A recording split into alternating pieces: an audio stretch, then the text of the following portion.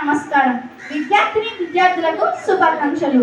Mega parents teachers meeting లో భాగంగా నేను ఇప్పుడు సైబర్ క్రైమ్ అనే అంశంపై అవగాహన కోసం మాట్లాడబోతున్నాను. అసలు సైబర్ క్రైమ్ అంటే కంప్యూటర్లు లేదా ఇంటర్నెట్ ఉపయోగించి చట్టవిరుద్ధమైన చర్యలు చేయటం. ఉదాహరణకి మన డేటాను దొంగలించడం, అమ్మటం, మన నుండి డబ్బుని డిమాండ్ చేయడం, కంప్యూటర్లలో వైరస్లను ఇన్స్టాల్ చేయడం, ఫోన్ కాల్స్ ద్వారా, మెసేజెస్ ద్వారా మన ఫోన్కి ఫేక్ లింక్స్ పంపించి మనం వాటిని ఉపయోగించేటట్లుగా చేస్తారు. అలా మనల్ని మోసం చేసి మన అకౌంట్లో ఉన్న డబ్బులన్నీ కాజేస్తారు. నేటి ఆధునిక యుగంలో టెక్నాలజీ బాగా అభివృద్ధి చెందింది.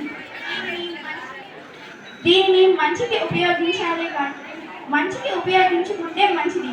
కానీ ఇటీవల కాలంలో చాలా మంది సైబర్ నేరగాళ్లు దానిని చెడుగా వాడుతున్నారు. సైబర్ నేరగాళ్లు అంటే ఎవరో కాదు, చదువుకుని చెడు వ్యసనాలకు బానిసలైన వాళ్ళు. చెడు అలవాట్ల కోసం, ఈజీగా డబ్బును సంపాదించడం కోసం ఇటువంటి పనులు చేస్తున్నారు. ఈ మధ్య మనకి ఫోన్ కాల్స్ చేసి మీ పిల్లలు అరెస్ట్ అయ్యారని, కేసు కోసం కొంత డబ్బులు పంపమని డిమాండ్ చేస్తున్నారు. ఇంకా మీ ఫోన్ నుండి అసభ్యకరమైన వీడియో కాల్స్ వెళ్ళాయని, ఎవరో కంప్లైంట్ చేశారని బెదిరింపు ఫోన్లు వస్తున్నాయి. బయటపడితే పరువు పోతుందని వాళ్ళు అడిగినంత డబ్బులు ఇస్తున్నారు. ఒక బ్యాంక్ ఉద్యోగి, ఒక లాయర్, ఒక వ్యాపారి, ఈ విధంగా చాలా మంది చాలా డబ్బులు పోగొట్టుకున్నారు. మనం వాటిపై అవగాహన కలిగి ఉండాలి. మన ఫోన్ కాల్ గా మరియు పోలీసులు వారు హెచ్చరికలు జారీ చేస్తున్నారు.